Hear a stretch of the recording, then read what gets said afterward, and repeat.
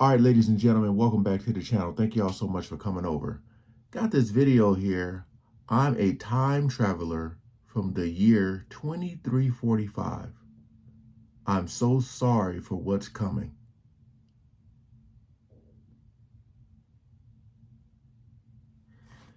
I'll leave the link to the channel in the description. I tell you, man, some titles be so interesting, like the 2345. When he say sorry for what's coming, I just want to hear when he say what he's saying and when this supposed to happen or whatever supposed to be coming. Again, appreciate you guys coming over. We ain't gonna waste no more time. Let's jump right into it.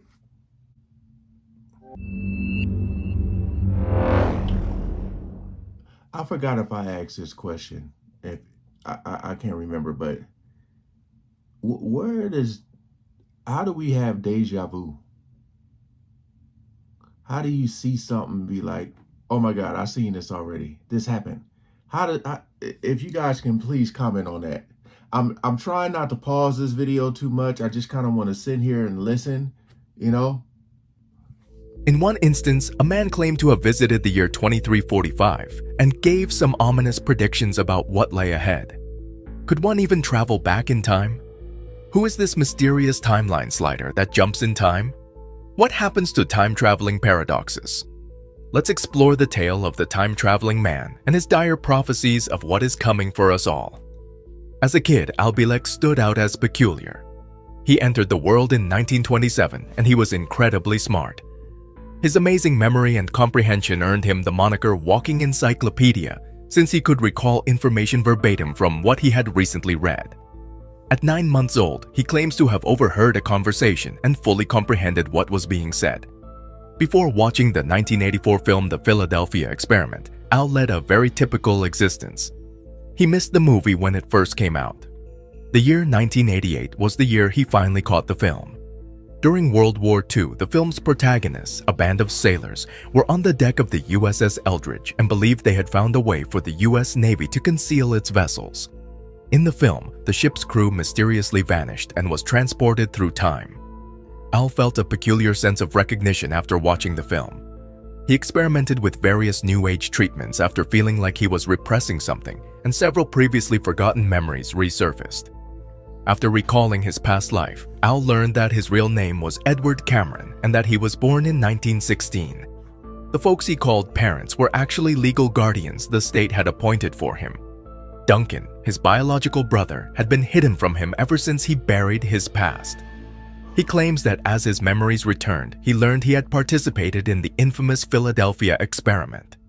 According to him, the project began in 1931, and he and his brother joined up to work on it during World War II. He claims that he and his brother witnessed the 1943 experiments firsthand. According to Al, a team of experts was attempting to conceal American vessels from Nazi U-boats. 3 of them were named John, Hutchinson, von Neumann, and Tesla. After having some success in 1940 with hiding smaller vessels, they set their sights on the USS Eldridge 3 years later. Al claims that on July 22nd, a major issue arose.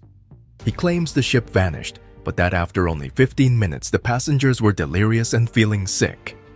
The Navy ordered that testing begin in just a month, despite John von Neumann's pleas for more time. Al and his sibling had returned to the ship. When the ship reappeared, Al and his brother weren't on it. Something was wrong, and the 2 brothers jumped ship. When they finally reached land, it was neither 1943 nor Philadelphia. Montauk, New York was their location, and the year was 1983. Al claims that they were surrounded by guards and helicopters when they finally reached land. John von Neumann, who had aged 40 years, was waiting for them in a secret facility below ground. According to Al, he and Duncan went back in time. The Eldridge was trapped in a hyperspace bubble, as John von Neumann had previously explained. Its continuous expansion poses an existential threat to planet Earth. The only way to stop it, he told the soldiers, was to go back to the ship and Well, this is just reminding me of like that show Manifest and that show La Brea with the sinkholes and stuff. I'm really trying to wrap my brain around what's being said.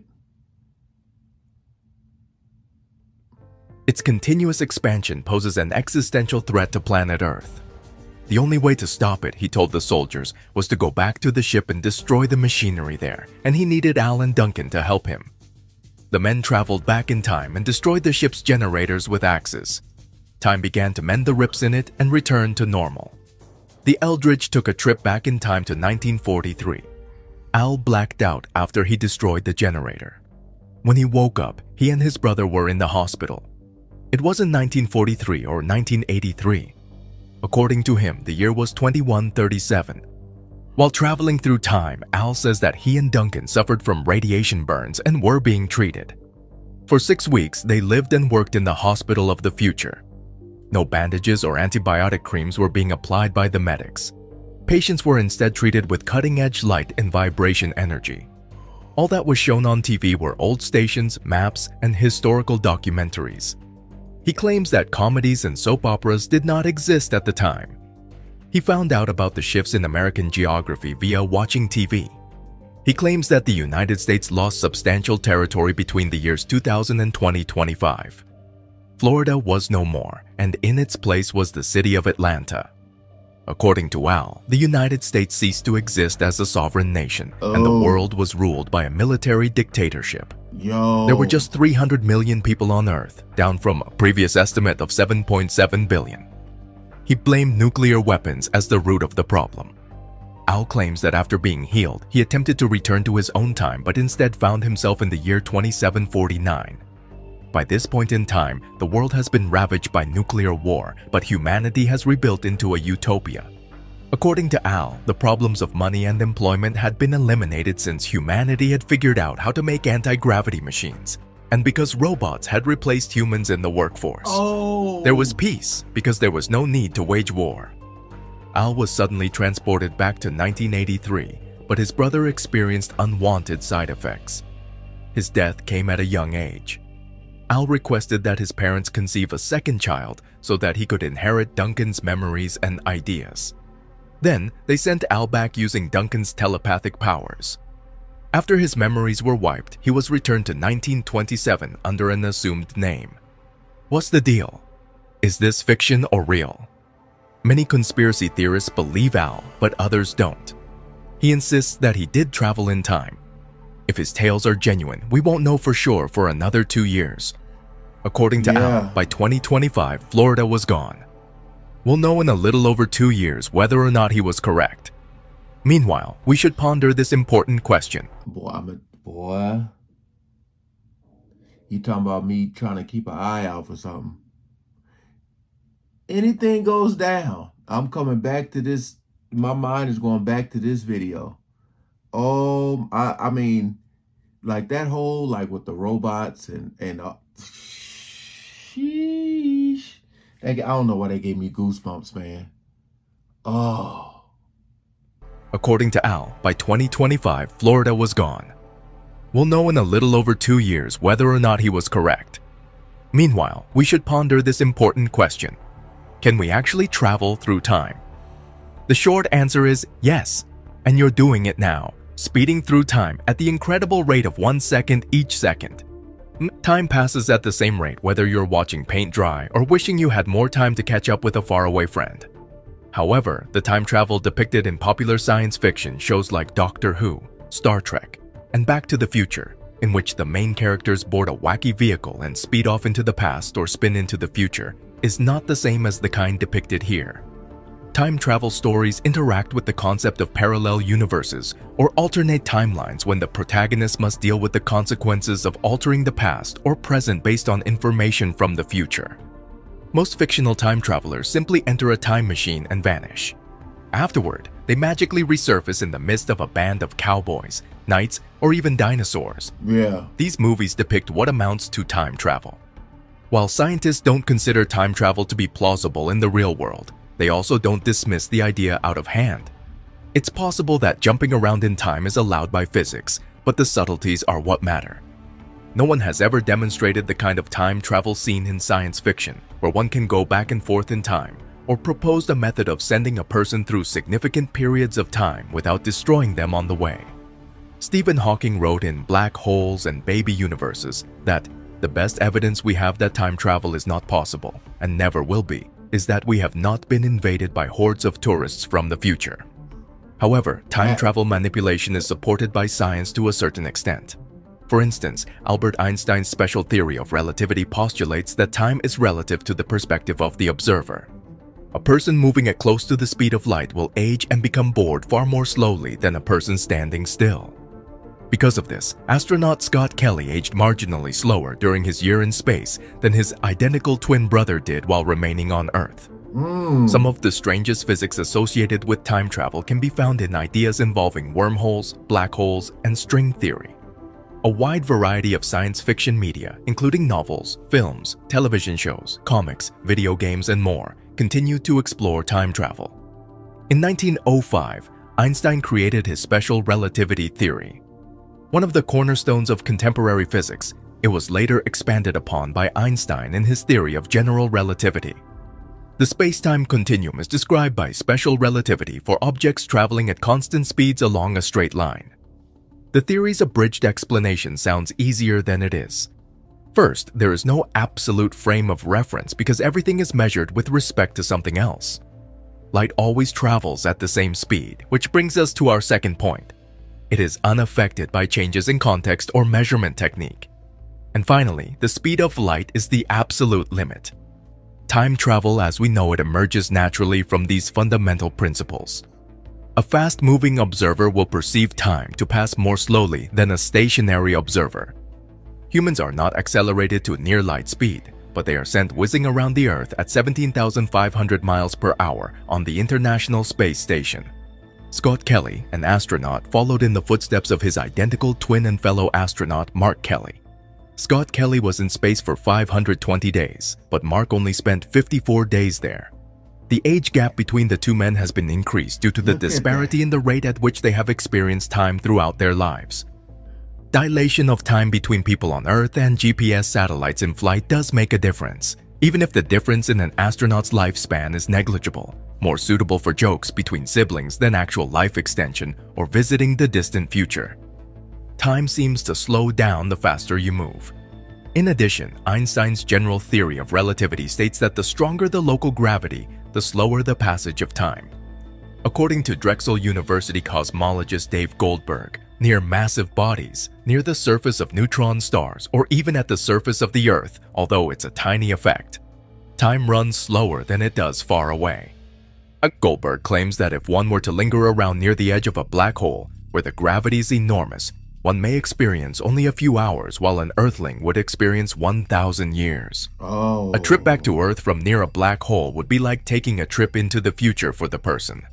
However, time travel backward becomes difficult, much more so than being torn to shreds within a black hole.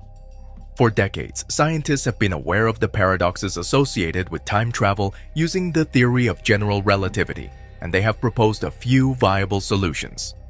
According to Fabio Costa, a theoretical physicist at the Nordic Institute of Theoretical Physics, the first attempt to solve the problem using time travel was in the 1920s. An enormous cylinder would twist spacetime as it rotated rapidly, like rolling a piece of straw between your palms.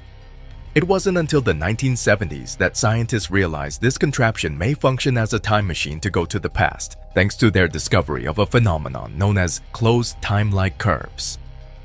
A closed time-like curve is a hypothetical observer's path who, from their own vantage point, is constantly moving forward in time but who, at some point, returns to the point in time and space where they began. This is feasible in a space-time loop when gravity has twisted spacetime and caused it to fold back on itself. Despite this, the phenomenon inspired further investigation. The topic of time travel was given more serious attention by scientists beginning in the 1980s. Igor Novikov of Russia and Kip Thorne of the United States, for example, wrote a paper together in 1990 on closed time-like curves. They started looking into the mechanics of time travel and how one might go about attempting to construct one. But they also looked into the issues inherent in time travel, which is no less essential. What if, for example, you threw a billiard ball into a time machine and it went to the past, collided with its former self, and then returned to the present in such a way that its current self could never enter the time machine? That seems like a paradox there. There has been intermittent interest in the subject since the 1990s, but no significant progress has been made. Every single time machine model that has been developed has flaws, which is why the area isn't very active right now. It has some appealing qualities and perhaps some potential, but there is a stumbling block that becomes apparent once one begins to untangle the intricacies. As an example, Albert Einstein's discovery that mass and energy are interchangeable reveals that most time travel theories necessitate negative mass, and thus negative energy. Like electric charge, mass can be positive or negative in theory. However, no such thing has ever been observed in practice. What's the deal with using rare elements to travel across time? To keep a wormhole, the projected space-time tunnel between two distant locations in the cosmos, open, this is often necessary. This tunnel would collapse under the weight of gravity if negative mass weren't there. You can think of it as opposing the wormhole-bound positive mass or energy. While both Khanna and Goldberg agree that it's highly improbable that negative mass matter exists, Khanna does point out that some quantum phenomena, such as negative energy on extremely small scales, offer promise. A realistic time machine, he argues, would require something far larger in scale. Some scientists have proposed theories for time travel that incorporate a wormhole or a cosmic tube connecting two distant locations. It's like a fast track to the stars. Picture sending the opposite end of the wormhole back to its origin at a speed close to that of light. There is a disconnection between those two halves. Both take place at different times and places. Time travel occurs when you traverse the space between them. Moving one end of the wormhole near a massive gravitational field, like a black hole, while maintaining the other end near a weaker gravitational force would achieve a similar effect. A particle or other mass component may theoretically exist in the past with respect to the other side of the wormhole if time slowed down on the high gravity side. Creating a wormhole, however, is complicated by the need for negative mass and energy. A wormhole made from regular matter would quickly disintegrate under the force of gravity. Similar problems crop up in many other designs. Like a calorie-free pizza, they exist only in theory because there is no practical method to produce them. Perhaps, as the late physicist Stephen Hawking said, the issue is not simply that we don't know how to create time travel machines, but also that doing so is impossible until on minuscule scales. In a paper published in Physical Review D in 1992, Hawking speculated that it seems there is a chronology protection agency which prevents the appearance of closed time-like curves and so makes the universe safe for historians. Part of his argument was based on the contradictions that would arise from time travel, such as the billiard ball paradox and the more well-known grandfather paradox, in which if you kill your grandfather before he has children, My you brain cannot is be on born fire. and therefore cannot time travel and therefore cannot have killed your grandfather. You still exist though. Agustin Rayo, a philosopher at the Massachusetts Institute of Technology, is interested in these complexities because they raise questions about more than merely causation and chronology. Additionally, they cast doubt on the reliability of one's own free will. If physics says you can go back in time, then why can't you kill your grandfather? What stops you? He says. Are you not free? However, Rayo has a sneaking suspicion that time travel is compatible with free will. What's past is past, he says. So if in fact my grandfather survived long enough to have children, traveling back in time isn't going to change that. Why will I fail if I try? I don't know because I don't have enough information about the past. What I do know is that I'll fail somehow. If you went to kill your grandfather, in other words, you'd perhaps slip on a banana en route or miss the bus. You wouldn't be able to complete the task for totally ordinary reasons. The future of traveling across time is uncertain, and no one from the future has shown up to inform us about it, except for Albilek, from whom we have yet to get confirmation of his story. Do you think we have people from the past or future present amongst us? Thanks for watching another episode of Voyager. While you're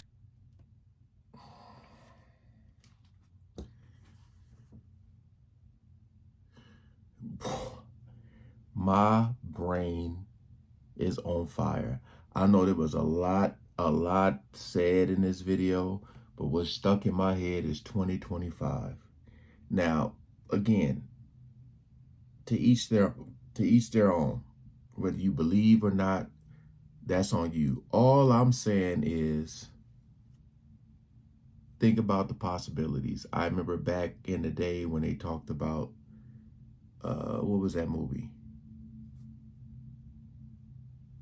2012, 2021. I forgot the name of that movie, but I'm not gonna be a fool to think that a lot of this stuff wouldn't be possible. I'm not gonna go that far, but I will say, um, I like to try to prepare myself mentally for what could be, so I'm not shocked. So if I need to get up out of there and run, I can.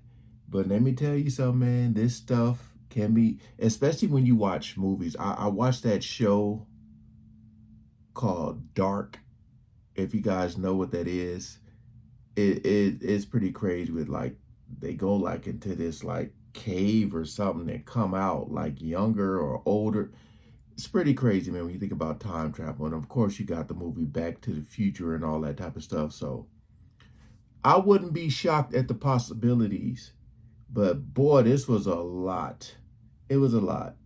It was a lot. I like what he was trying to say, or what he was saying. I understood just from watching, like I said, shows. You watch like The Flash, you see what happened. More that glare, sunlight. You watch The Flash and you can kind of understand as well. But man, that was a lot to unpack. I can't wait to see these comments. Please comment below and tell me what y'all think about all this. Do y'all think we got people walking around from the future? I wouldn't doubt it. I wouldn't doubt it. All right. Peace out.